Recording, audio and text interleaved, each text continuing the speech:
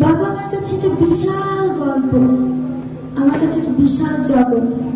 আমি আমার বাবাকে অনেক ভালোবাসি। বাবা মানে হাজার বিকেল আমার ছেলেবেলা, বাবা মানে রোজ সকালে পুতুল পুতুল খেলা। বাবা মানে হাজার বিকেল আমার ছেলেবেলা, বাবা মানে রোজ সকালে পুতুল পুতুল খেলা। বাবা মানে কাছে ভালো যাচ্ছে ভালো দিন, বাবা মানে জমিয়ে রাখা আমার অনেক ঋণ।